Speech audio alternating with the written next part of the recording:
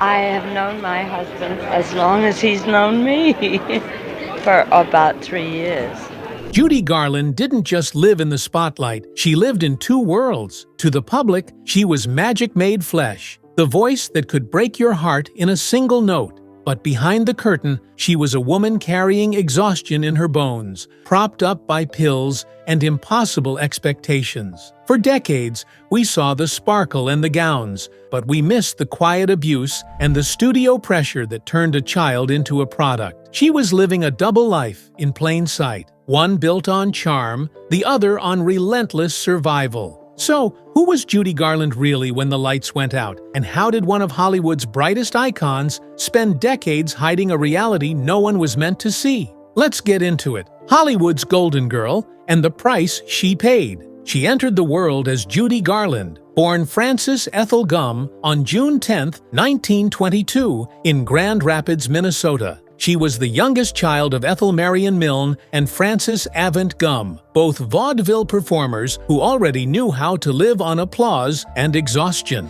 Judy was named after her parents and baptized at a local Episcopal church, but from the beginning, her real education happened backstage. Her parents had met in Wisconsin before settling in Grand Rapids, where they ran a small movie theater that doubled as a stage for traveling acts. That was Judy's first playground. She grew up surrounded by music, costumes, and curtain calls, carrying Irish, English, Scottish, and Huguenot roots, and answering to the nickname Baby at home. And Baby didn't stay off stage for long. At just 2 years old, she joined her older sisters, Mary Jane Suzanne and Dorothy Virginia Jimmy, during a Christmas show at her father's theater, singing Jingle Bells to a room full of strangers. It was a tiny moment, but it set everything in motion. For the next few years, the Gumm sisters performed regularly, their mother accompanying them on piano, their childhood measured in rehearsals instead of recess. By 1926, the family packed up and moved to Lancaster, California. Her father bought another theater.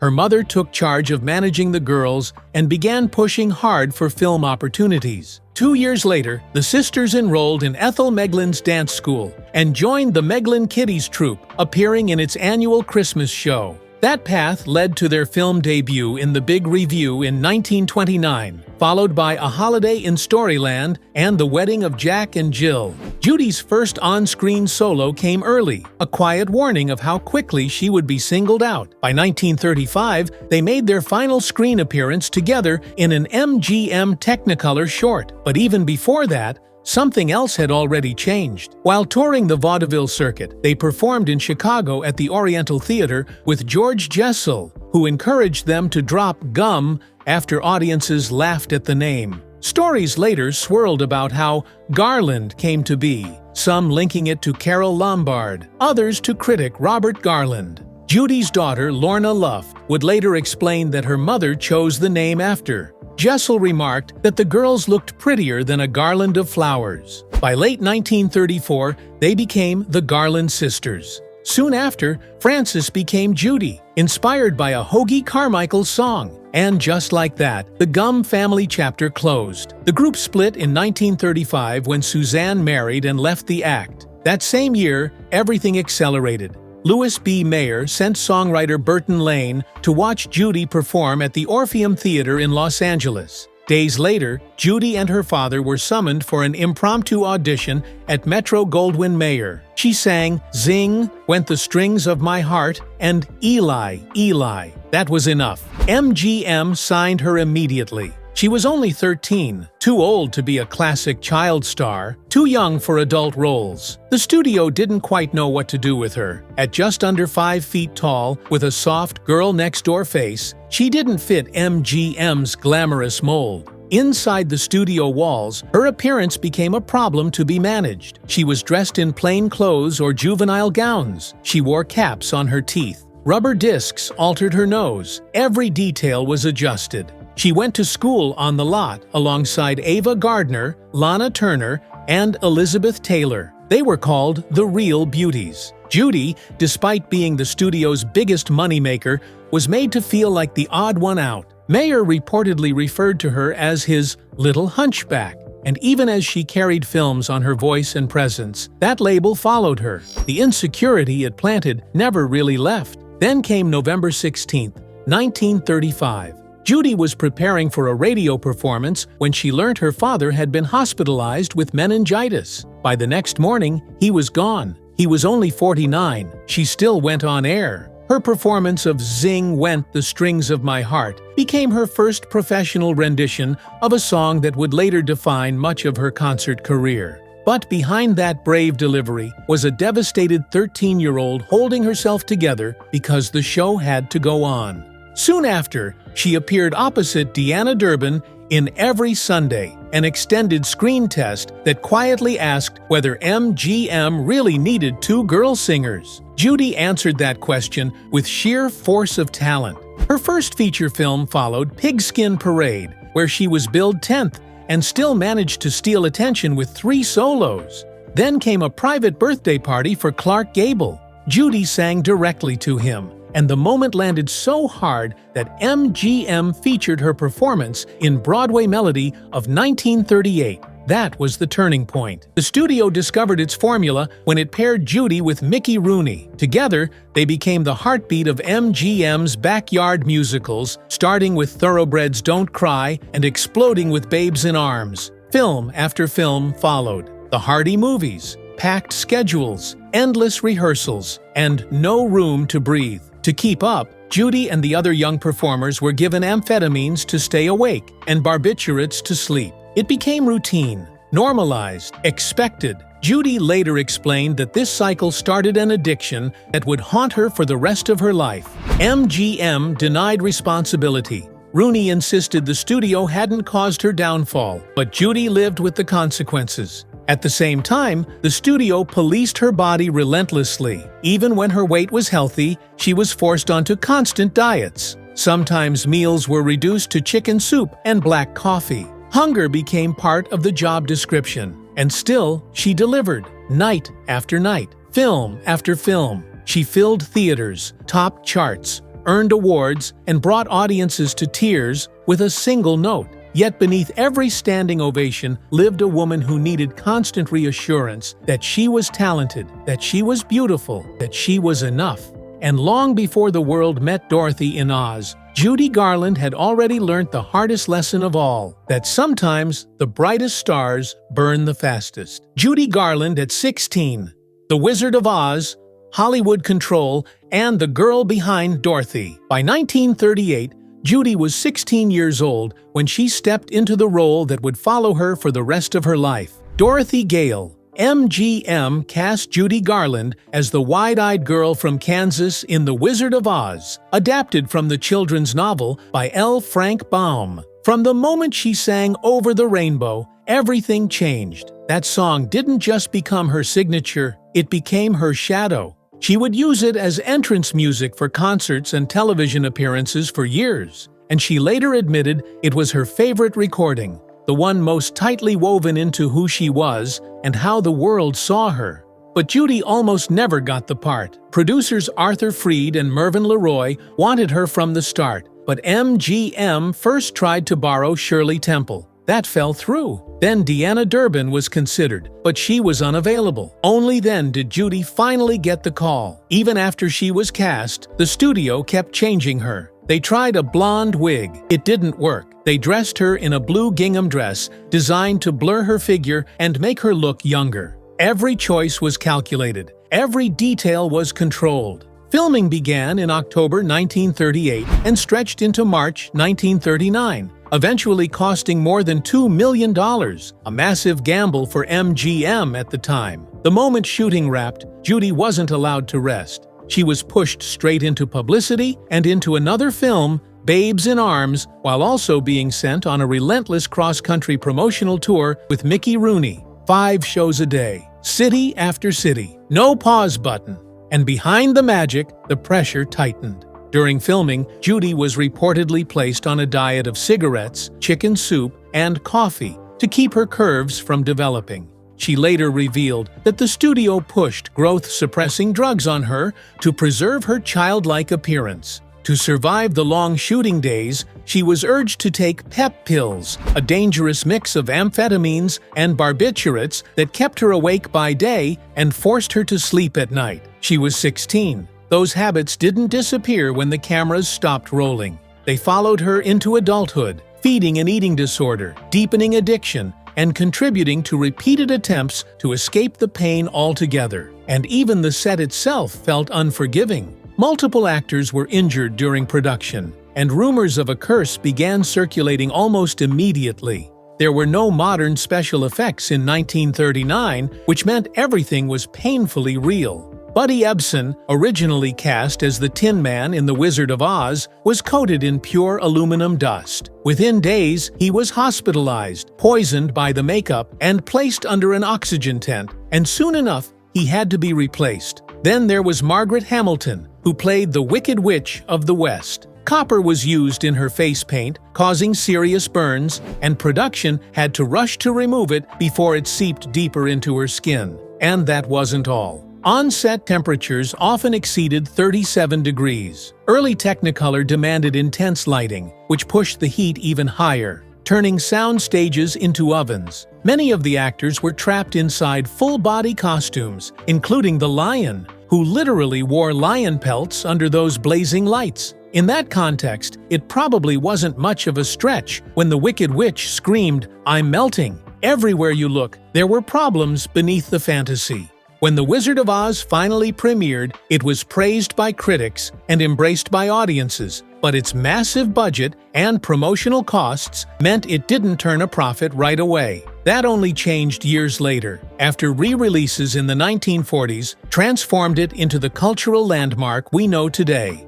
At the 1939 Academy Awards, Judy received an Academy Juvenile Award for her performances that year, including The Wizard of Oz and Babes in Arms. It would be the only Oscar she ever held, and just like that, she became one of the most bankable stars in America. To the world, she was Hollywood's brightest new light, but behind that ruby slipper glow was a teenager being chemically managed, physically restricted, emotionally stretched thin, and quietly taught that survival mattered more than childhood. Dorothy found her way home, but Judy never really did. Judy Garland's 5 marriages, love, addiction, and the woman Hollywood broke. Judy Garland will always be remembered as Dorothy Gale, the girl in blue who sang hope into the clouds in The Wizard of Oz. But while Dorothy followed a yellow brick road toward magic and miracles, Judy Garland spent most of her adult life moving in the opposite direction, quietly battling depression, dependency, and a level of emotional exhaustion that never truly lifted. By the time she died in 1969 from a barbiturate overdose, she was only 47 years old. In between the applause and the curtain calls were 5 marriages, each one beginning with hope and ending with heartbreak, each one revealing another layer of a woman who kept searching for safety in other people while slowly losing herself. Those relationships gave her 3 children and a lifetime of emotional scars that fame couldn't soften. Her first husband, David Rose, was already an established composer and orchestra leader when they met, initially brought into Judy's orbit to arrange music for her recordings. At first, it was purely professional. But after Rose's short marriage to Martha Ray collapsed, he and Judy began spending more time together. And somewhere along the way, work turned into romance. He was 12 years older. He proposed on her 18th birthday, and he was still married. MGM immediately intervened, insisting they wait until his divorce was finalized, a delay that left Judy emotionally suspended while the studio continued pulling strings behind the scenes. During that waiting period, she briefly became involved with songwriter Johnny Mercer, but the connection faded quickly, and Rose soon returned to the center of her life. They married in July 1941. Judy was 19. They settled into a Bel Air home where Rose built miniature trains in the backyard, and for a moment, it looked like she might finally have something resembling peace. But the studio never stopped hovering, worried the marriage would damage her carefully controlled image, and her mother echoed those same fears. Then came one of the most quietly devastating moments of Judy's early adulthood. While pregnant, she underwent an abortion under pressure from studio executives and her own family. Whatever fragile foundation the marriage had was shaken beyond repair. By 1943, they were separated. By 1944, they were divorced. Around that same period, Judy had a brief affair with Orson Welles, who was married to Rita Hayworth. It ended quickly, but it spoke volumes about where Judy's emotional compass had landed. Rose went on to write hits like The Stripper and Holiday for Strings, eventually earning multiple Emmy Awards. Judy carried forward with another invisible wound. Her next chapter began on the set of Meet Me in St. Louis, a film that gave the world The Trolley Song and Have Yourself a Merry Little Christmas, and introduced her to director Vincente Minnelli. Minnelli encouraged Judy to shed her girl-next-door image, bringing in a makeup artist who refined her appearance and presented her to the world in a more sophisticated light, opening her career to a new audience almost overnight. They married in June 1945. They worked together again on The Clock and The Pirate, and in March 1946, they welcomed their daughter, Liza Minnelli, who would later carve out her own place in entertainment history. From the outside, Judy looked like she had finally built a stable life. Inside, the old struggles were deepening. Years later, it became public that Judy had been living with severe depression and anxiety for much of her adult life, conditions that pushed her toward alcohol, amphetamines, and sleeping pills, substances she had been introduced to as a teenager under studio supervision. When MGM fired her after 15 years, the emotional fallout was immediate. She suffered what was described as a nervous breakdown, attempted suicide twice, and began spiraling.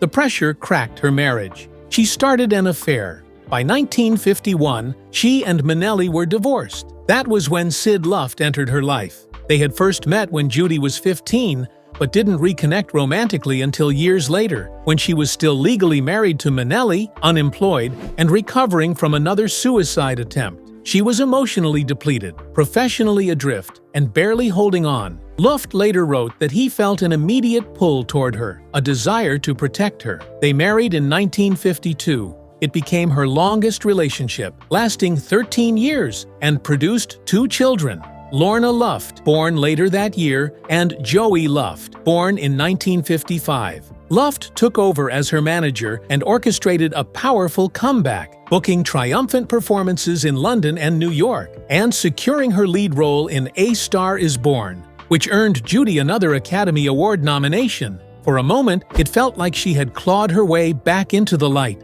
but addiction followed her there. Pills began to dominate their marriage. Her suicide attempts returned. Dieting consumed her. Luft later described a home where they lived separate lives under the same roof, with the children in one wing and Judy drifting in and out of their world. By 1962, they were emotionally disconnected, and by 1965 they divorced, with Judy telling a judge that Luft had been abusive. He denied it. Years later, he would face public outrage again when he attempted to sell her Academy Award. After Luft, Judy didn't stay alone for long. She married actor and tour promoter Mark Harron in 1965, though they had actually wed earlier while she was still legally tied to Luft. Harron helped produce her London Palladium concerts with Liza, but the marriage collapsed within months. Judy later testified that Harron beat her. He claimed self-defense. They separated after 5 months. Her final marriage was to musician Mickey Deans, a relationship that began in 1966 under disturbing circumstances when Deans posed as a doctor to deliver stimulant pills to her hotel room. They dated on and off for 3 years before marrying in March 1969. 3 months later, he found Judy dead in their bathroom. She was gone. Judy Garland didn't just burn out. She wore herself down, trying to survive a system that medicated her childhood, changed her identity, and taught her that love was conditional. Every marriage was an attempt to feel safe. Every comeback was a fight for air. And through it all, she kept singing, even when her body and spirit were begging for rest. She gave the world magic. Hollywood gave her pills. And somewhere between the spotlight and the silence, Judy Garland disappeared. Judy Garland lived a double life for decades, and no one knew it until now. By the time Judy Garland was found lifeless in a locked London bathroom on June 22, 1969, the world mourned a legend. She was 47 years old. Her new husband, Mickey Deans, had broken down the door himself. An autopsy later ruled her death an accidental overdose of barbiturates, a sleep aid she had been taking for years. The coroner explained that she had simply taken more than her body could tolerate. To the public, it felt sudden. To those who truly knew her, it felt inevitable. Because Judy Garland hadn't just been fighting addiction, she had been surviving it since childhood. Her life unfolded in two worlds. One was filled with standing ovations, bright lights, and a voice that could still a room. The other lived quietly underneath, built on pills, pressure, exhaustion, and a kind of loneliness fame never fixes. For decades, audiences only saw the first version. The second one stayed hidden. Long before Dorothy Gale ever followed a yellow brick road, Judy was already performing. Her show business career began at just 2 years old, when her mother, Ethel Gum, placed all three daughters into a traveling vaudeville act called the Garland Sisters. It didn't take long for Ethel to realize Judy, the youngest, was the standout. She sang louder, connected deeper, and carried a spark the others didn't. And that spark was immediately exploited. According to biographer Gerald Clark, Judy was being given sleeping pills and pep pills by the age of 10. Clark described her as tireless and unconquerable in spirit, a child being chemically managed before she was old enough to understand what exhaustion even meant. At home, the pressure never softened. Years later, Judy would call her mother the real Wicked Witch of the West. And in a 1967 interview with Barbara Walters, she spoke openly about being threatened backstage when she felt too sick to perform, remembering how Ethel would stand in the wings and force her on stage anyway. If Judy didn't feel well, she was told to sing regardless. So she did. She always did. That became her pattern. By her early teens, Judy was fully inside the Hollywood machine, signed to Metro-Goldwyn-Mayer, where pills became part of the job description. Amphetamines kept her alert during endless shoots. Stimulants suppressed her appetite. Sedatives knocked her out at night. This wasn't occasional, it was routine. And alongside the drugs came something even darker. Clark later revealed that Judy endured unwanted advances and sexual harassment from studio executives while she was still a teenager. She spoke about it with bitter humor, recalling one executive who touched her chest while praising her voice, claiming he was touching her heart. In her unfinished memoir, she remarked that she was lucky she didn't sing with another part of her anatomy, noting that this same executive harassed her for 4 years. Another allegedly told her he would break her if she didn't comply. This was the environment that raised her. After first taking pills at 10, Judy's dependence followed her into adulthood. The studio continued supplying pep pills to keep her energetic and stimulants to keep her thin. Years later, her third husband, Sid Luft, would write that Judy was determined to look like a movie star, admitting she told him she couldn't afford to be fat. An MGM executive had once called her an ugly duckling, and that single comment helped ignite a lifelong battle with self-esteem. By 1947, everything began collapsing.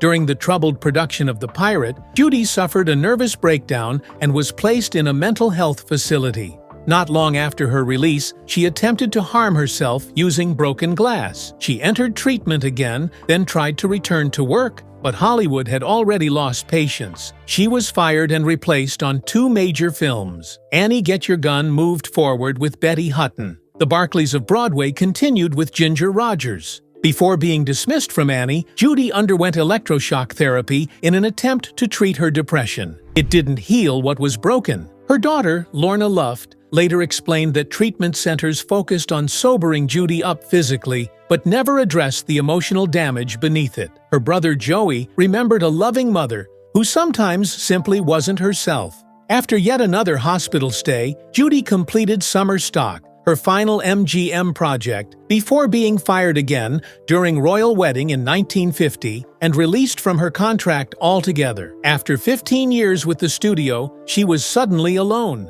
She was devastated. She later admitted that during this period, she couldn't see anything ahead but confusion, explaining that she wanted to erase both the future and the past and to hurt herself the way she felt hurt by everyone else. And yet, against all odds, she rose again. Her 1954 comeback in A Star Is Born brought rave reviews and reminded the world of her brilliance. But even that triumph carried heartbreak when Grace Kelly won the Oscar instead, a loss that quietly crushed Judy. Luft, who helped engineer that comeback, later revealed she attempted to take her life multiple times during their marriage. He wrote about moments when life looked rich on the outside while Judy battled demons no one could see, describing how she harmed herself even when success surrounded her. He admitted he knew she used pills, but didn't understand the depth of her addiction. He believed something awful had happened to the brilliant woman he loved, never fully realizing that it had started decades earlier. In 1959, Judy was hospitalized with acute hepatitis and remained there for nearly 3 months. When she was released, doctors reportedly told her she might have less than 5 years to live. Still, she tried to stay hopeful. She questioned why people insisted on wrapping her in tragedy, insisting she laughed more now, especially at herself, saying humor was the only thing keeping her alive. But reality kept closing in. Financial trouble followed in the early 1960s after unpaid taxes piled up, forcing her into one of the biggest television contracts of the era for The Judy Garland Show. It lasted just 1 season, 26 episodes, then cancellation. She returned to touring. Her health made performances unpredictable. In 1964, she arrived over an hour late to a concert in Australia and was met with such brutal heckling that she walked off stage early, later describing the experience as cruel. Severe insomnia haunted her. Exhaustion followed her everywhere. She attempted another film comeback in Valley of the Dolls,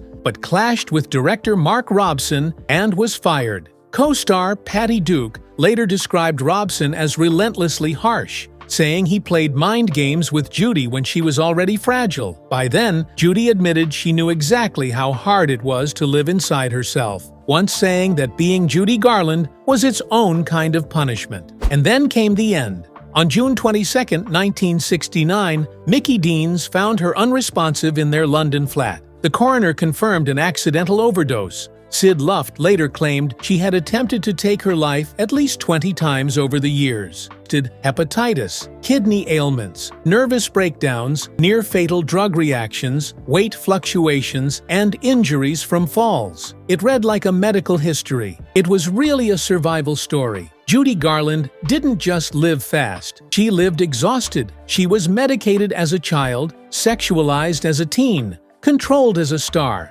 and left to fend for herself as an adult. She searched for safety in applause, love in marriage, and peace in pills. She gave the world magic.